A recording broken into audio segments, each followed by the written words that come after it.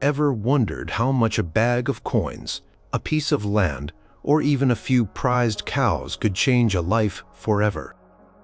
What if the promise of wealth tied to marriage actually led to a cage, not a castle? Could the lack of a wedding gift condemn someone to a life they never chose, or even a death they didn't deserve?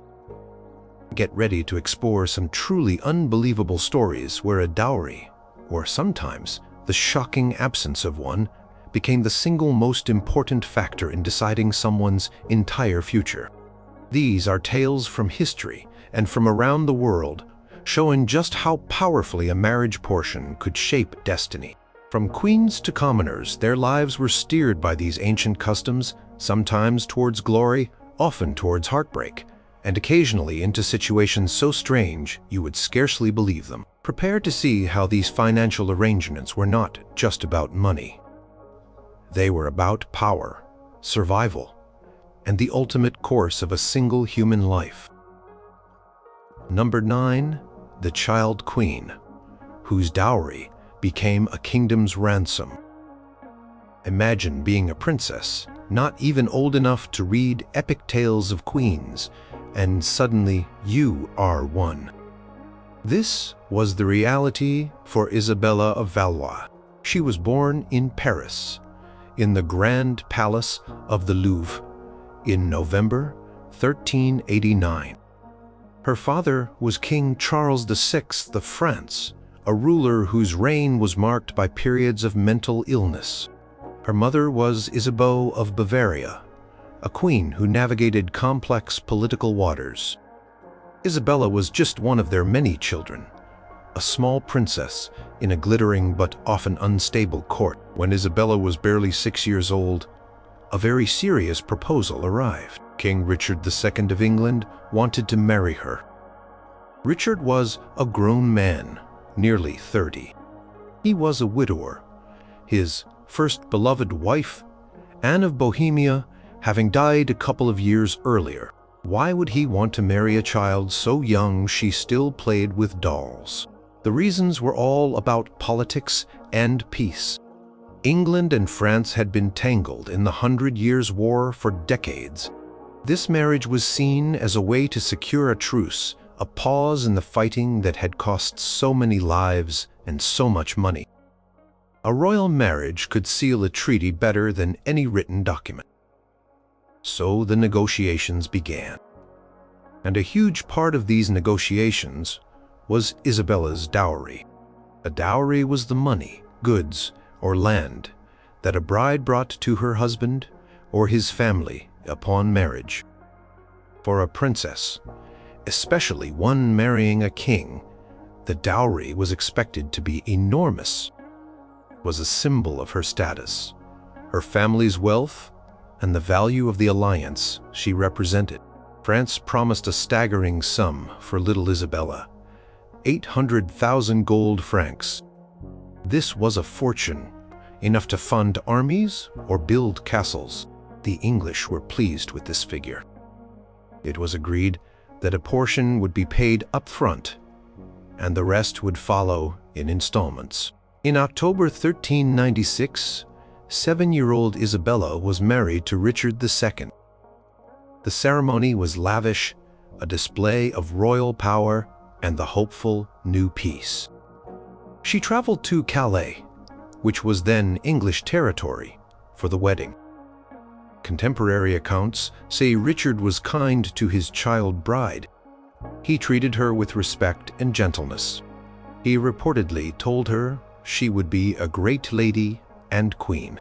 She was crowned Queen of England in Westminster Abbey shortly after, a tiny figure in heavy robes. Life in England was, of course, very different for Isabella. She had her own household, full of French and English attendants. She was learning English, learning the customs of her new country. But she was still a child. She likely missed her family and her home. Her marriage was not a marriage in the usual sense.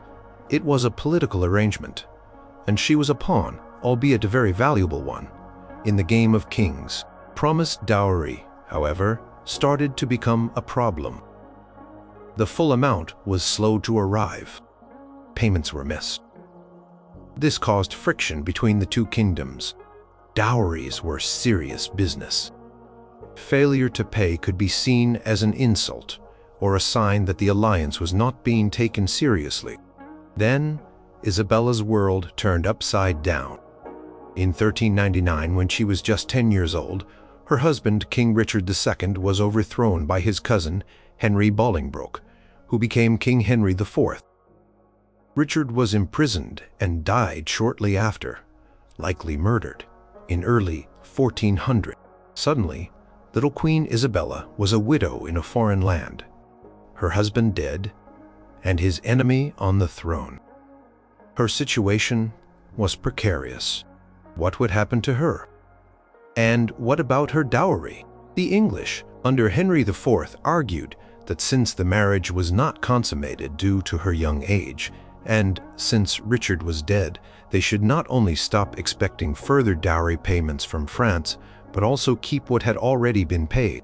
Furthermore, they wanted to keep Isabella in England, perhaps to marry her to Henry's own son, the future King Henry V.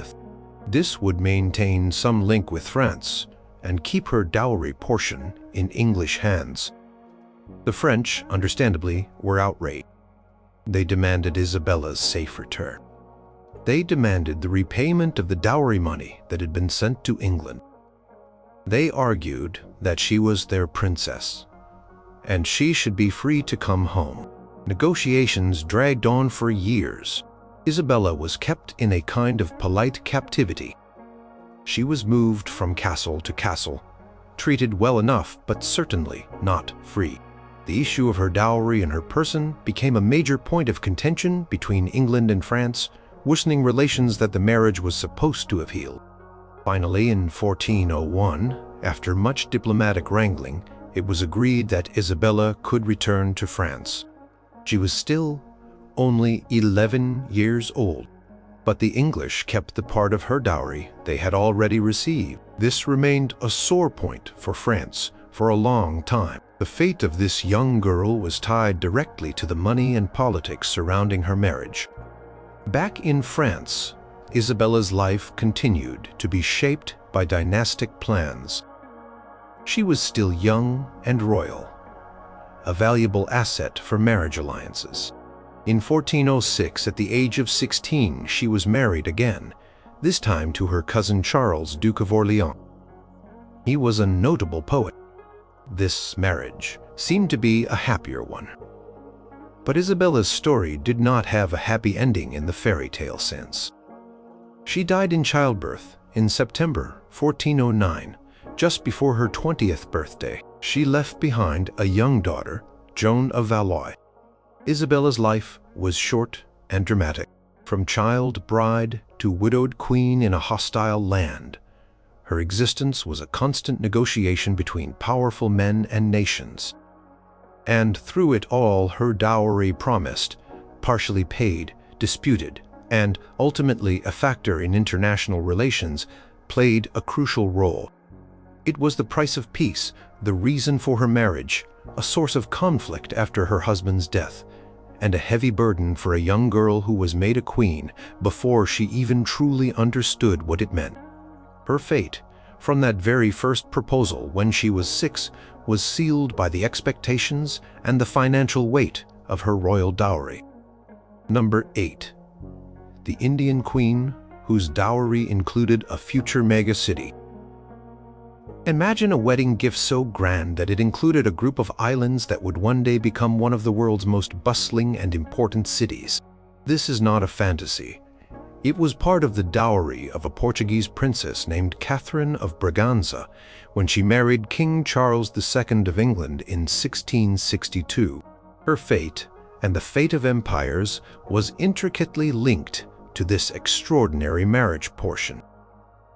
Catherine was born in November 1638 in Vila Viçosa, Portugal. She was an infanta, a princess of the Portuguese royal house of Braganza. Her father, John, Duke of Braganza, became King John IV of Portugal in 1640, restoring Portuguese independence from Spain after 60 years of Spanish rule.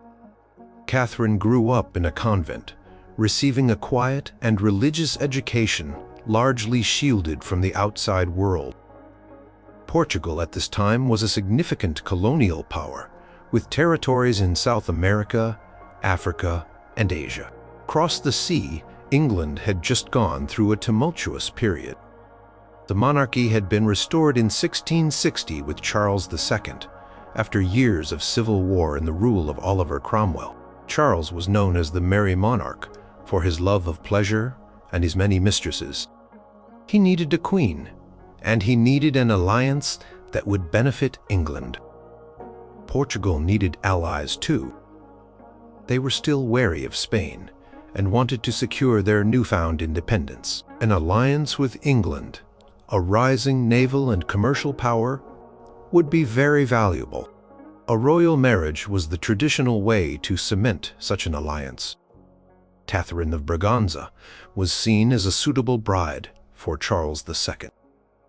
The marriage negotiations were complex, as they always were for royal weddings, and the dowry was a central piece. Portugal, eager for the English alliance, offered a truly spectacular dowry. It included 2 million Portuguese crowns in cash, a very large sum of money. But it also included something even more significant in the long run: the port city of Tangier in Morocco, North Africa, and the 7 islands of Bombay on the west coast of India.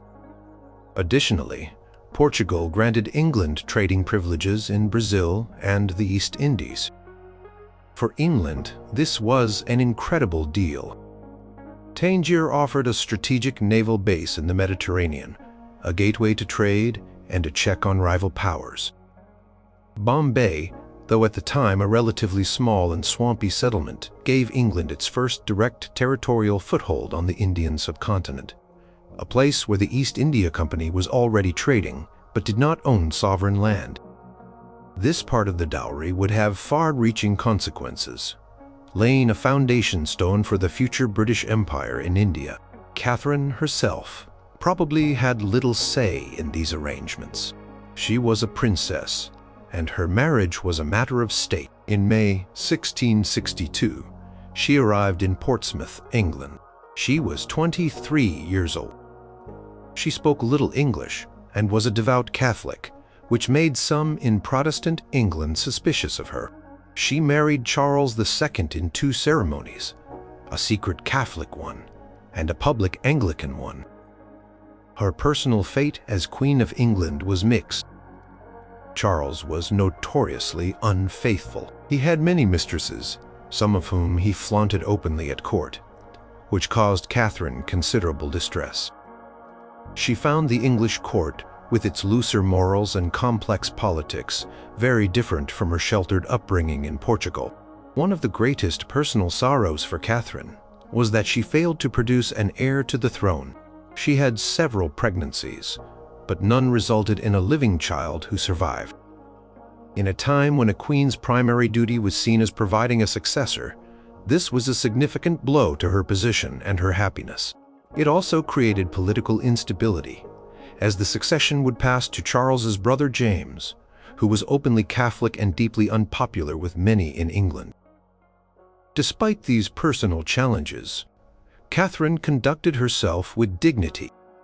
She was generally well liked by the public for her quiet piety and her refusal to get involved in court factions.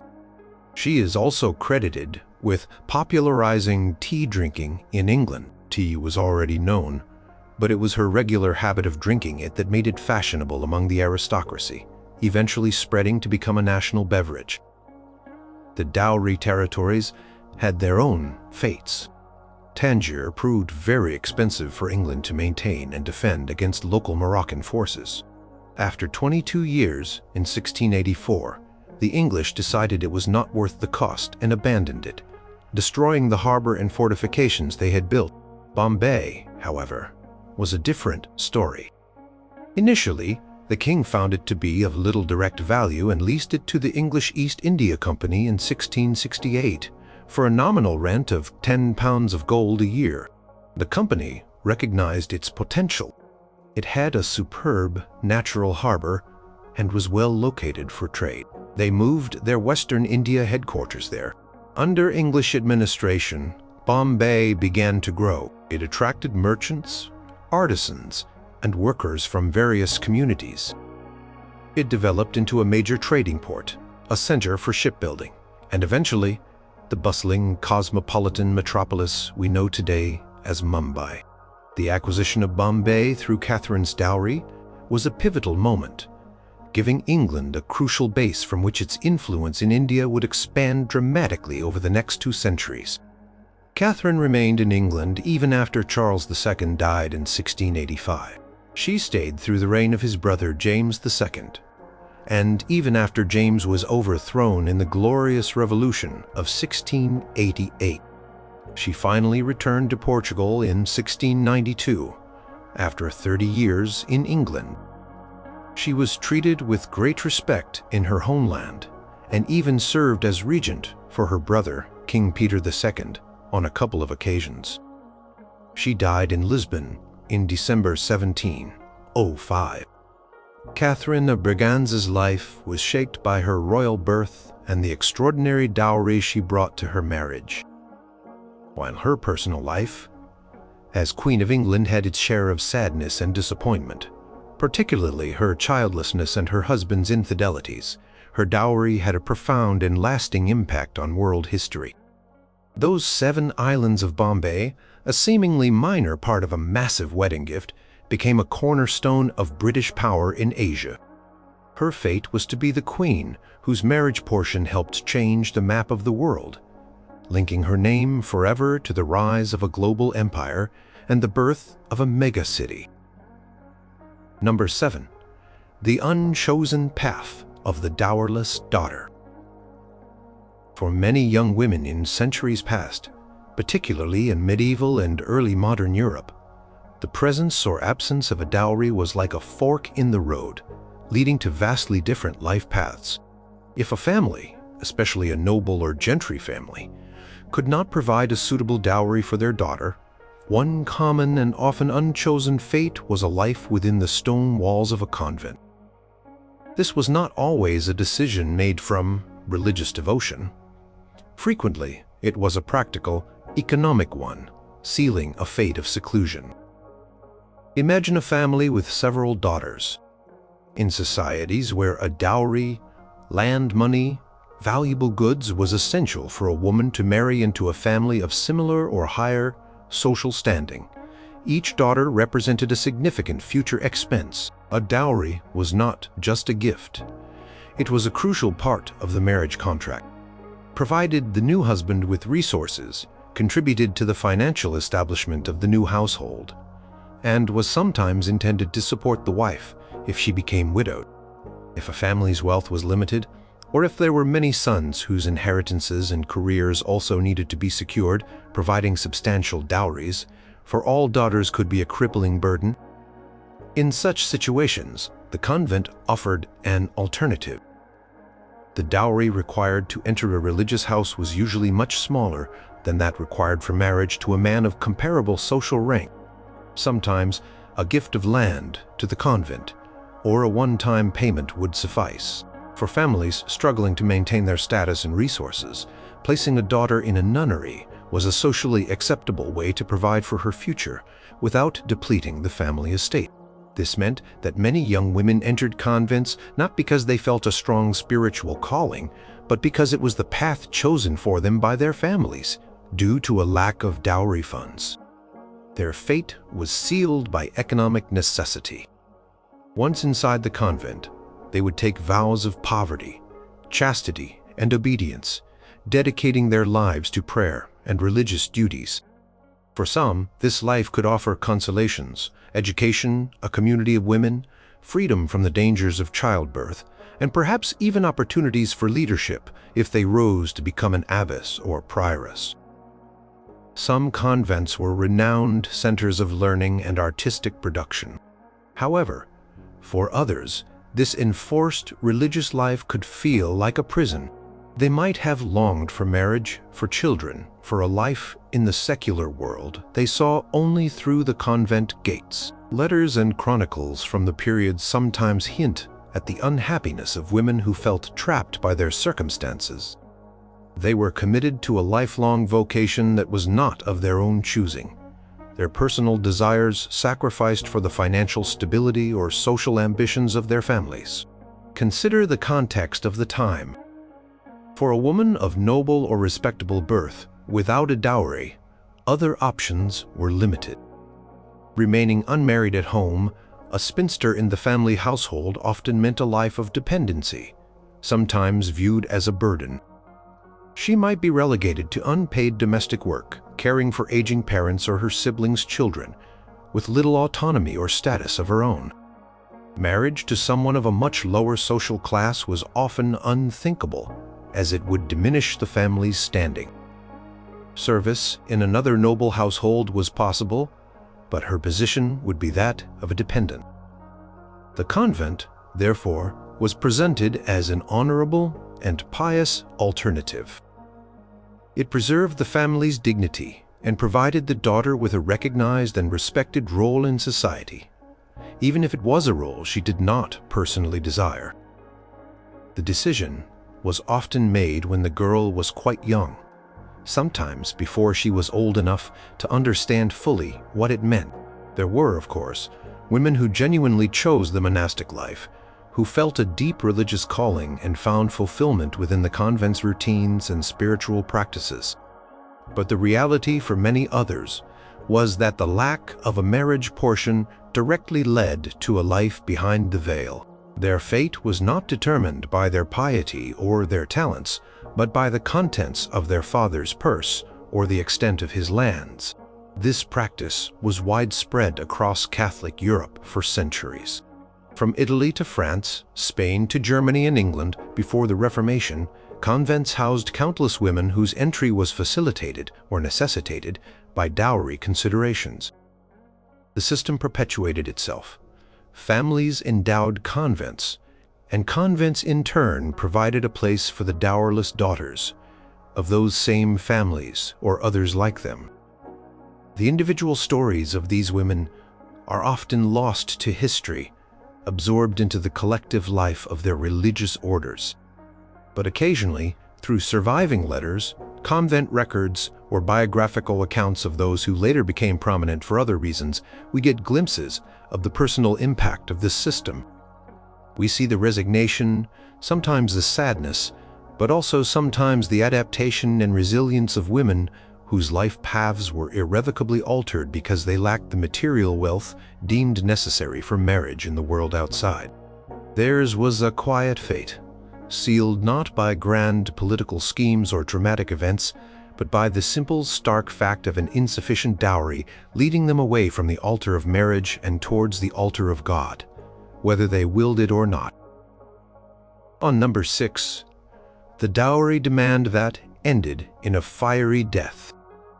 In some parts of the world, the ancient custom of dowry has twisted into a modern horror, leading not to celebration and new beginnings, but to extortion, abuse, and even murder. The term dowry death refers to a bride being killed or driven to suicide by her husband or his family due to ongoing coercive demands for more dowry items or money after the wedding.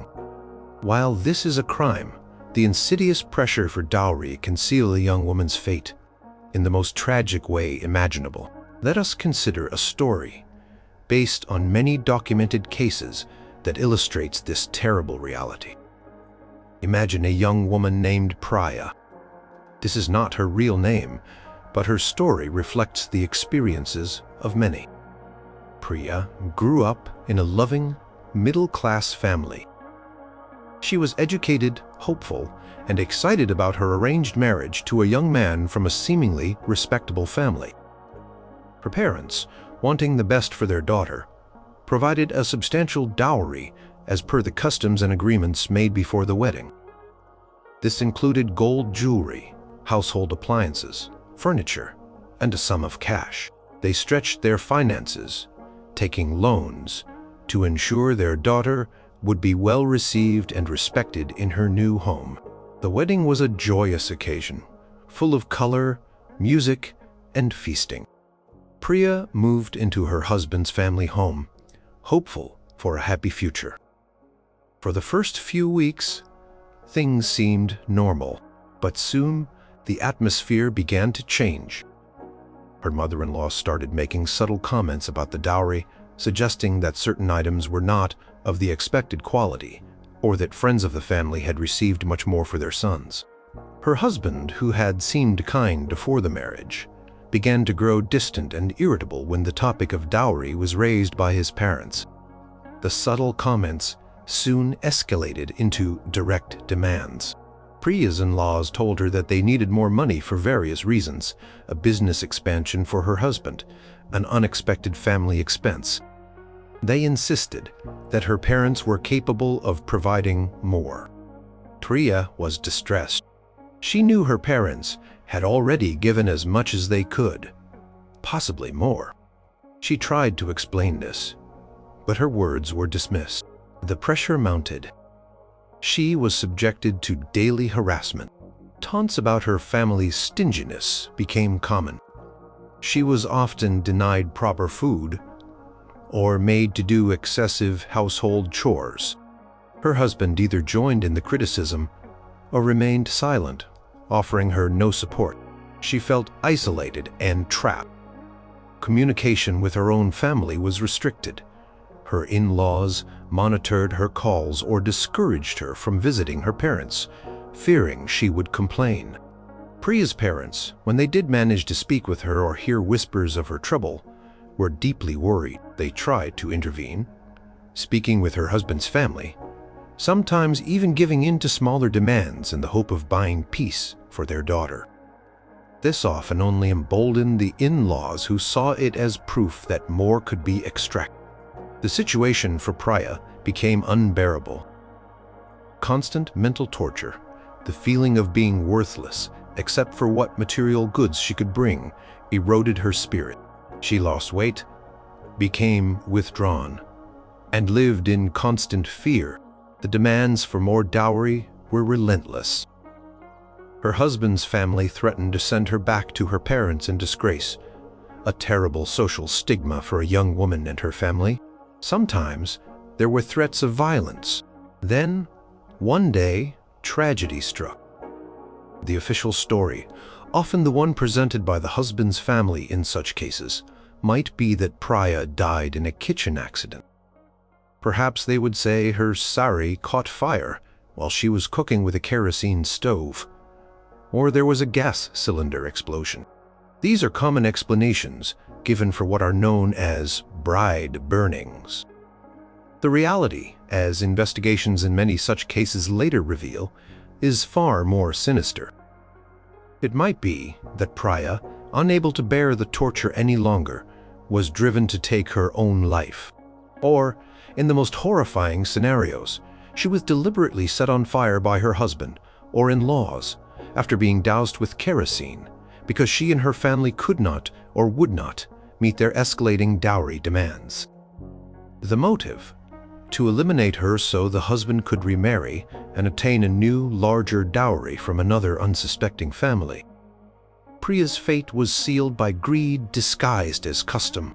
The dowry, which was perhaps once intended as a gift to help a new couple start their life, had become a tool for extortion. Her life was valued less than the material goods her in-laws coveted. While laws exist in countries like India to prohibit dowry and to prosecute dowry-related harassment and deaths, the practice can be deeply entrenched socially, and proving these crimes can be difficult. Families of victims fight for justice, but the legal process can be long and arduous. Activists and social reformers work tirelessly to raise awareness and change mindsets, to emphasize that a woman's worth is not measured by her dowry. Stories like Priya's are a shocking reminder that, for some women, the marriage ceremony is not the beginning of a shared life but the first step towards a terrifying ordeal. The lack of continued dowry payments, or the perception that the initial dowry was insufficient, can turn a home into a place of torment and seal a bright young life with a horrific fiery end. It is a fate born of avarice, a stark contrast to the sacred vows of marriage, and a devastating outcome of a tradition twisted into a deadly demand. Number 5. The runaway duchess whose dowry was her golden cage. Imagine possessing one of the largest dowries in all of Europe, a fortune so immense it made you one of the most eligible heiresses of your time. Now imagine that this very dowry meant to secure a brilliant marriage and a life of influence, instead locked you into a union so miserable that your only recourse was a daring escape and a life on the run. This was the fate of Hortense Mancini, Duchesse Mazarin, a woman whose incredible wealth became her golden cage. Hortense was born in Rome in 1646, one of the famous Mazarinettes, the 7 nieces of Cardinal Mazarin, who was the chief minister of France during the early reign of King Louis XIV. Cardinal Mazarin was incredibly powerful and had amassed an enormous personal fortune. He brought his nieces from Italy to France with the intention of marrying them into influential families, thereby consolidating his own power and legacy. Hortense was considered one of the most beautiful and spirited of the nieces. As she grew into womanhood, suitors lined up. Even King Charles II of England, then in exile before his restoration, proposed to her. Cardinal Mazarin, however, refused, believing Charles's prospects were too uncertain at the time. It was a decision Charles reportedly never quite forgave. When Cardinal Mazarin died in 1661, he left Hortense as his principal heiress, bestowing upon her a colossal fortune. This included money, jewels, art collections, and the title of Duchesse Mazarin.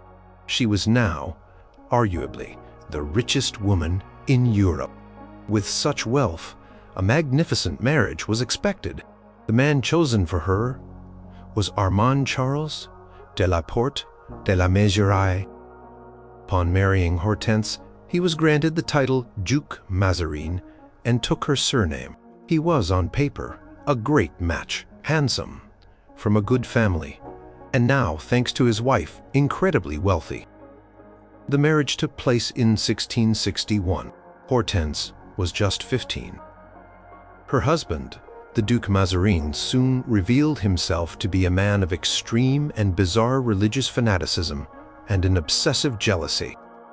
His behavior made Hortense's life utterly unbearable. He forbade her from associating with other people at court, fearing moral corruption.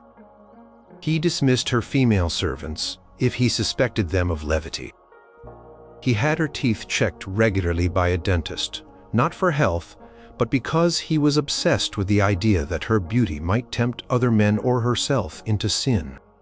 He also had a destructive prudishness regarding art. He took hammers to some of the magnificent nude statues in the Mazarin collection, believing them to be indecent. He overpainted nude figures in valuable paintings. For Hortense, who had grown up in a sophisticated and cultured environment, her husband's behavior was not just controlling. It was suffocating and verged on madness. Her vast dowry, which gave her husband control over immense wealth, seemed only to fuel his eccentricities and his power over her. She was trapped. The fortune that made her so desirable had led her into the hands of a man who made her life a misery. Hortense endured this for several years. She tried to find solace in friendships and small rebellions, but the Duke's jealousy and restrictions only tightened. Finally, in 1668, after 7 years of this oppressive marriage, Hortense decided she could take no more.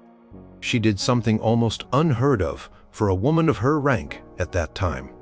She planned and executed a daring escape. With the help of her brother, Philippe, Duc de Nevers, she fled from her husband, leaving behind her children and much of her access to her own fortune, which was legally under her husband's control. Her life became a series of adventures across Europe. She traveled to Rome, then to Savoy, and eventually made her way to England in 1675. Her estranged husband, furious and humiliated, pursued her legally and financially, trying to force her return and control her assets. He launched lawsuits to reclaim her and any property she managed to take. The dowry, which he controlled, was the weapon he used against her. In England, Hortense, still beautiful, and Madoc became a sensation at the court of King Charles II, the same king who had once proposed to her. She became one of his mistresses for a time, and was granted a pension by him. Her salon in London became a gathering place for writers, artists, and gamblers. She lived a life of relative freedom, though it was often financially precarious, as her husband continued to restrict her access to her Mazarin inheritance. She even had to publish her memoirs to raise money, becoming one of the first women to do so, detailing her unhappy marriage and her escape. These memoirs were a bestseller, translated into multiple languages, making her story known throughout Europe. Her fate, sealed initially by that enormous dowry leading to a disastrous marriage, was then resealed by her courageous decision to reject that fate. She chose freedom over fortune, a scandalous and difficult path for a woman of her era. While she never fully regained control of her entire inheritance during her lifetime, she lived on her own terms, a famous and controversial figure. Hortense Mancini died in Chelsea, London, in 1699, at the age of 53. Even in death, her story had a bizarre postscript. Her obsessive husband, the Duke Mazarin, reclaimed her body. He then reportedly carted her embalmed corpse around with him on his travels through France for over a year before she was finally interred. Hortense Mancini's life is a dramatic illustration of how a dowry, even one of unimaginable size, could be a curse rather than a blessing. It bought her a prodigious husband, but not happiness. It gave her status, but not freedom within her marriage. Her fate was to be an incredibly wealthy prisoner, and then a famous fugitive who fought for her autonomy. The dowry was the key that locked her in, and her life became a testament to her struggle to break free from that golden cage, choosing instead a life of uncertainty and adventure. Number 4, the Alpine Duchess, whose marriages were all about land. In the heart of the Alps during the 14th century, a powerful countess named Margaret Maltish, or Margaret, Countess of Tyrol, found her fate repeatedly sealed by the strategic importance of her inherited lands and the dowries, or rather the territories she represented. Her life was a whirlwind of political marriages, annulments, excommunications, and wars, all revolving around the control of Tyrol, a crucial alpine territory that commanded vital trade routes. Margaret was born around 1318. She was the daughter and eventual heiress of Henry, Duke of Carinthia and Count of Tyrol, the last male of his line. This made her an incredibly valuable political pawn from a very young age. Tyrol was a rich and strategically vital region, controlling mountain passes between Germany and Italy. Whoever married Margaret would gain control of this prize. Her personal desires or happiness were secondary to the GLD chessboard. Her first marriage was arranged when she was just a child. In 1330, at the age of 12, she was married to John Henry of Luxembourg, the son of King John of Bohemia. John Henry was even younger than she was, only 8 years old. This marriage was a political alliance designed to secure Tyrol for the powerful House of Luxembourg. The dowry Margaret brought was effectively Tyrol itself. However, this marriage was a disaster from the start, though it took years to unravel fully. John Henry was reportedly arrogant and immature. More importantly, the Luxembourgs were seen as foreign rulers by the Tyrolean nobility, who were fiercely independent. Margaret, siding with her local nobles, grew to despise her husband and his family's influence. The situation came to a head in 1341. Margaret, now in her early 20s, took a bold and decisive step. With the support of the Tyrolean nobles, she expelled John Henry from Tyrol. Legend has it that she denied him entry to their castle, Castle Tyrol, when he returned from a hunting trip.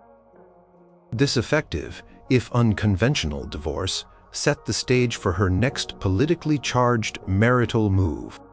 Margaret did not remain single for long. She had already lined up her next husband, Louis of Wittelsbach, Margrave of Brandenburg, who was the son of the Holy Roman Emperor Louis IV. This marriage, which took place in 1342, was even more controversial than her separation from John Henry. For one thing, Margaret was still technically married to John Henry in the eyes of the Church, as no annulment had been granted. Marrying Louis of Wittelsbach meant she was committing bigamy. Furthermore, Louis of Wittelsbach and Margaret were related within the prohibited degrees of kinship, meaning they needed a special papal dispensation to marry, even if she had been free to do so. Pope Clement VI was an enemy of Emperor Louis IV and refused to grant either the annulment from John Henry or the dispensation to marry Louis. As a result, Margaret and her new husband Louis were excommunicated from the Catholic Church. Their lands were placed under interdict, meaning religious services like mass baptisms and Christian burials were forbidden there. This was a serious matter in the deeply religious society of the 14th century. Despite the excommunication, Margaret and Louis held on to Tyrol. The emperor, Louis's father, even declared her marriage to John Henry null and void on his own imperial authority. Though this was not recognized by the Church, Margaret's fate was now tied to her new husband and his family, the Wittelsbachs, and their ongoing struggle with the papacy and other rival powers, like the Luxembourgs and the rising Habsburgs. Margaret became known as Maltish, which translates to pocket mouth or satchel mouth. This unflattering nickname has led to centuries of speculation that she was physically ugly. Some historical sources describe her as such, while others are silent on her appearance. It is possible the nickname was a form of political slander by her enemies, a way to demonize her for her defiant actions. Whether she was conventionally beautiful or not, her value lay in the lands she controlled. Her appearance was largely irrelevant to the political calculations that dictated her marriages and alliances. Her marriage to Louis of Wittelsbach seems to have been more successful personally, or at least politically. They had a son, Meinhard III, who became their heir. However, their reign in Tyrol was marked by constant conflict and political maneuvering to defend their territory and legitimize their rule against the claims of the Luxembourgs and the disapproval of the Church. Eventually, after years of political negotiation and changing alliances, Margaret and Louis managed to get their excommunication lifted in 1359, shortly before Louis's death in 1361. This was a major diplomatic victory. However, tragedy struck soon after. Her son, Meinhard III, who had co-ruled Tyrol with her and was married to a Habsburg princess, died in 1363, possibly poisoned. With Meinhard's death, Margaret was left without a direct heir from her own body. The vultures began to circle. The Wittelsbachs, her late husband's family, and the Habsburgs, her late sons-in-laws and increasingly powerful rivals, both laid claim to Tyrol. Facing immense pressure and possibly weary of the constant strife, Margaret made a fateful decision. In 1363, she abdicated and bequeathed Tyrol to Rudolf IV, Duke of Austria, a Habsburg. This move dramatically shifted the balance of power in the Alpine region, giving the Habsburgs control of this crucial territory, which they would hold for centuries. Some historians suggest she was effectively forced or tricked into this cession. Margaret retired to Vienna, where she died in 1369. Her life was a testament to how, for a female ruler in her era, personal agency was often overwhelmed by the strategic value of her inheritance. Her lands were her dowry, her curse, and her power. Each marriage, each political alliance, was a move to secure or defend Tyrol. Her fate was not her own. It belonged to the Alpine passes and the fertile valleys she ruled, desired by kings and emperors. She was the ugly duchess, perhaps in name to some, but in reality, she was the duchess whose territorial dowry shaped the political map of Central Europe. Number 3. The Roman matron, whose dowry was her shield or her shackle. In ancient Rome, a society built on law and tradition, the dowry or dose played a profoundly important role in a woman's life. It was not merely a wedding gift. It was a carefully regulated legal and financial arrangement that could determine a Roman matron's security, her influence within her marriage, and her fate if the marriage ended through death or divorce. The laws surrounding dowries were complex and evolved over centuries, but their impact on women was consistently significant. When a Roman woman married, her family typically provided a dowry to her husband. This dowry was intended to contribute to the expenses of the new household. Legally, during the marriage, the husband administered the dowry. He could use the income it generated, and sometimes the capital itself, for the family's needs. However, Roman law also recognized that the dowry in principle still belonged to the wife's side, or was intended for her ultimate benefit. This was a crucial distinction. The primary purpose of these laws regarding the dowry was to ensure that a woman was not left destitute if her marriage ended. This was particularly important because Roman marriages could be dissolved relatively easily by either party through divorce. If a marriage ended due to the husband's death, the dowry was generally supposed to be returned to the wife or her family. This provided her with means to support herself as a widow, or it could be used as a dowry for a subsequent remarriage. This right of return was a vital form of financial protection for women. If the marriage ended in divorce, the situation could be more complicated. If the husband divorced the wife without just cause, such as adultery on her part, he was typically required to return the full dowry. This acted as a deterrent against husbands lightly discarding their wives, as losing the dowry could be a significant financial blow. If the wife initiated the divorce, or if she was divorced due to her own fault, the husband might be entitled to retain a portion of the dowry, sometimes a sixth for each child of the marriage, to help with their upbringing. These legal provisions meant that the dowry was a constant, if sometimes unspoken, factor in the dynamics of a Roman marriage. A wife who brought a large dowry often had more informal influence and respect within the household. Her husband knew that mistreating her or divorcing her unfairly could result in the loss of substantial assets. Conversely, a woman with a small dowry, or one whose husband was mismanaging or squandering her dowry, could find herself in a vulnerable position. Consider the fate of a hypothetical Roman matron. Let's call her Livia. Livia comes from a moderately wealthy plebeian family and marries a craftsman named Marcus, bringing with her a decent dowry of cash and some property. For years, Marcus manages the dowry well, and they live comfortably. However, Marcus falls into bad company and starts gambling, losing significant amounts of their shared resources, including dipping into Livia's dowry capital. Livia is distressed.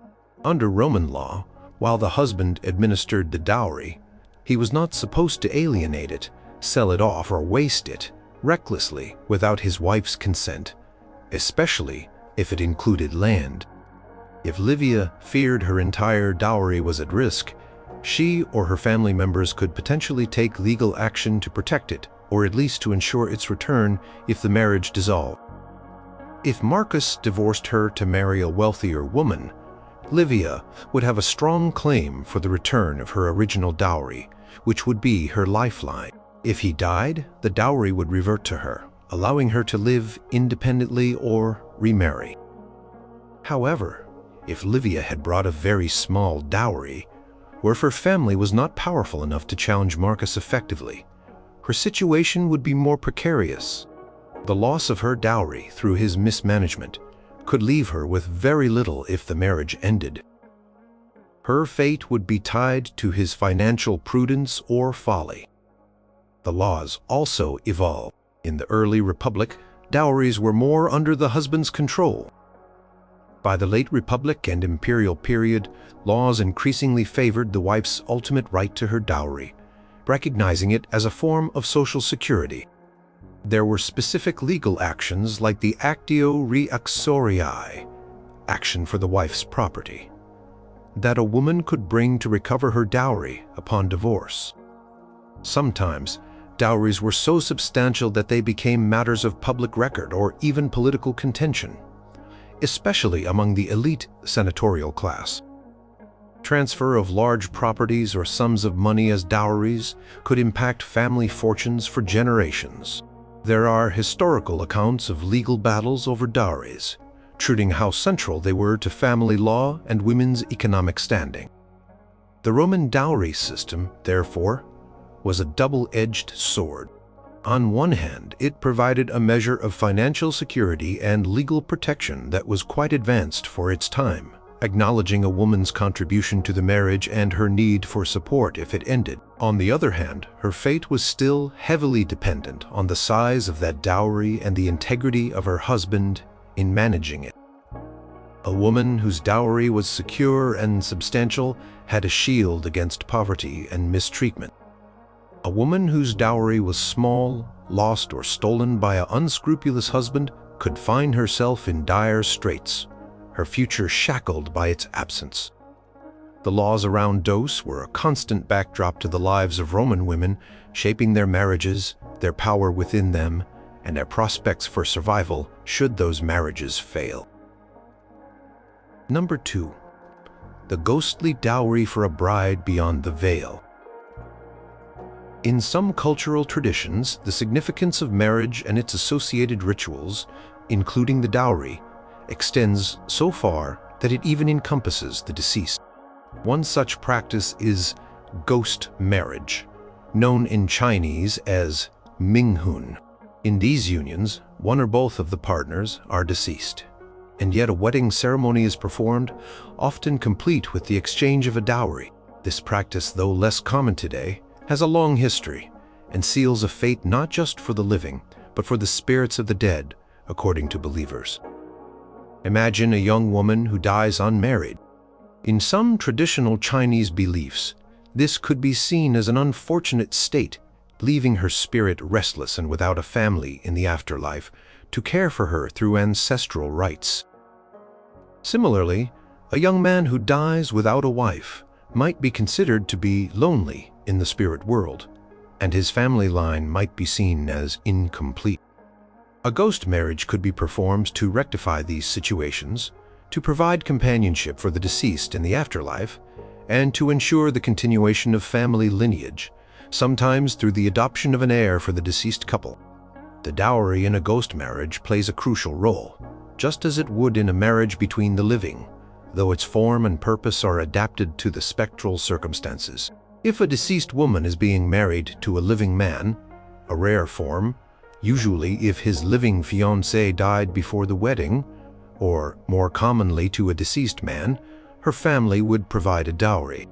This dowry would often consist of paper replicas of material goods, paper money, paper jewelry, paper servants, paper houses, and other items deemed useful or luxurious in the afterlife. These items would be ritually burned during or after the ceremony, the belief being that burning them transmits them to the spirit world for the bride to use. Sometimes real items or money might also be exchanged between the families, solidifying the alliance even if the bride and groom are not physically present or alive. Consider the story of a family whose son died young and unmarried.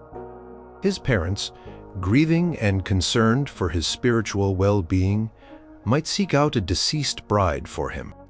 They might consult a matchmaker who specializes in such unions, or they might hear of a family whose daughter also died unmarried. Negotiations would take place between the two families, much like for a regular marriage. The status of the families, the perceived compatibility of the deceased, perhaps through divination, and the terms of the union would be discussed. Once a match is made, a wedding ceremony is conducted. This can be quite elaborate.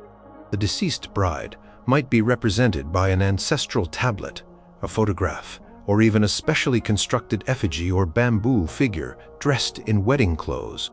She would be escorted from her family's home to the groom's family home. Feasts would be held, and the bride's family would present the dowry. This dowry signifies their daughter's status and their contribution to the new, albeit spiritual, household. The fate sealed by this ghostly dowry is multifaceted. For the deceased bride, her spirit is believed to be settled. She is now part of her husband's lineage, and she will be included in their ancestral worship. She will have a family in the afterlife. Her name might be added to his family's ancestral tablets. For her natal family, they have fulfilled their duty to see their daughter married even in death, ensuring her spirit is cared for and preventing her from becoming a wandering, potentially malevolent ghost. For the groom's family, they have provided a wife for their deceased son, ensuring he is not alone. If the groom was an only son, this ghost marriage might also allow them to adopt an heir in his name, often a nephew, who would then continue the family line and perform ancestral rites for both the deceased father and his ghost bride. The dowry in this sense contributes to the establishment and perceived legitimacy of this posthumous family unit. There have been darker aspects associated with this custom. In some historical and even isolated modern instances, the demand for deceased brides has reportedly led to criminal activities such as grave robbing to find brides, or even in extreme and rare cases murder, though this is far outside the norm of the tradition.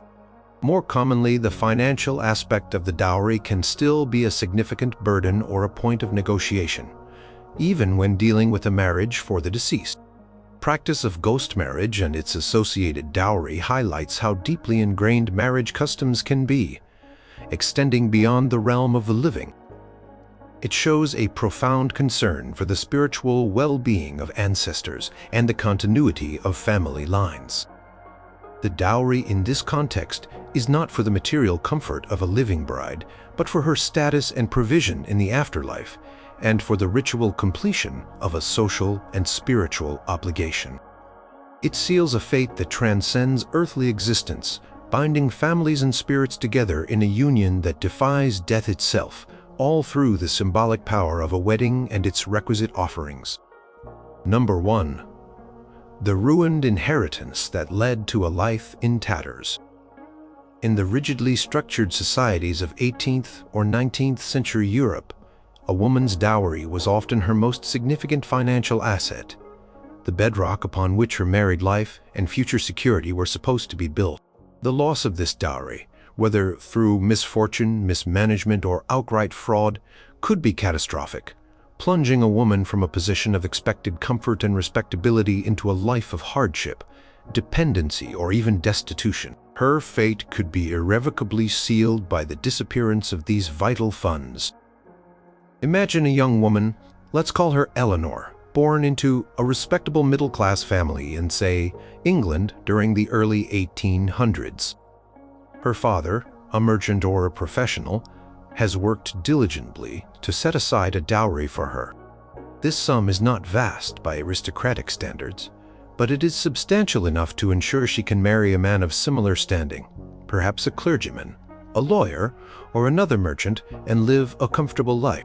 Eleanor has been raised with the expectation that this dowry will secure her future. She has learned the accomplishments suitable for her station, needlework perhaps, some music, managing a household. Her marriage prospects are considered good, largely thanks to this promised inheritance. However, disaster strikes. Perhaps her father, trusting an unscrupulous business partner, or investing unwisely in a speculative venture, loses a significant portion of his wealth, including the money earmarked for Eleanor's dowry.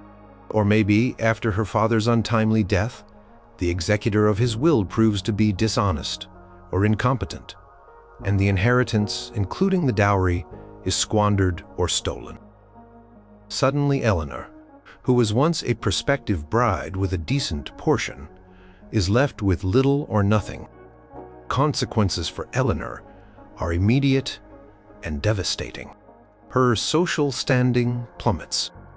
Suitors who were once interested may quietly withdraw their attentions. Marriage to a man of her own class becomes difficult, if not impossible, because she can no longer bring the expected financial contribution to the union.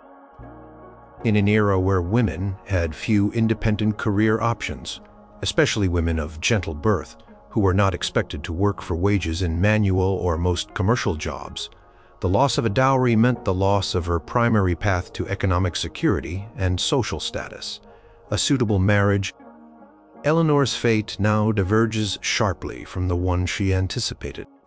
She might be forced to rely on the charity of relatives, living as an unwelcome dependent in the household of a brother or an uncle. Here she might be treated as little more than an unpaid servant, her days filled with drudgery and the constant reminder of her lowered position. She would have little autonomy, her life dictated by the whims and needs of her benefactors. Alternatively, if she has no relatives willing or able to support her, she might have to seek employment in one of the few socially acceptable but often poorly paid roles open to women of her background. She could try to become a governess, a lonely and often thankless job, educating the children of wealthier families, living on the fringes of their household, neither truly family nor truly servant. She might become a lady's companion, attending to the needs of an elderly or infirm wealthy woman, a life of polite servitude. If she had skills in needlework, she might try to earn a meager living as a seamstress, but this was arduous work, with long hours and low pay, often leading to poverty. The emotional toll of such a reversal of fortune would be immense. The shame, the disappointment, the loss of expected comforts and social connections, the constant anxiety about the future, these would become her daily companions. The world she knew, with its assumptions about her place and her future, would have crumbled around her. Her identity, once defined by her family background and her marriage prospects, would be shattered and reformed by her poverty and dependency. This scenario was a real fear for many women and their families. Novels of the period, by authors like Jane Austen, often touch upon the importance of fortune and dowry for women's marriage prospects and security. While fictional, these stories reflected a harsh social reality. A woman without a dowry, or one whose dowry was lost, faced a precarious existence. Eleanor's story, or one like it, could be found in countless variations across different levels of society where dowries were customary. The loss of that crucial financial underpinning could mean the difference between a life of respectability and one of struggle and obscurity. It was a stark demonstration of how a woman's fate, in a world with limited opportunities for her economic independence, was so deeply entwined with the money or property she brought or was expected to bring to a marriage. The lost dowry was not just lost money. It was a lost future, a life path violently diverted, sealing her destiny to one of hardship, her potential contributions to society perhaps unfulfilled, her days spent in the shadow of what might have been.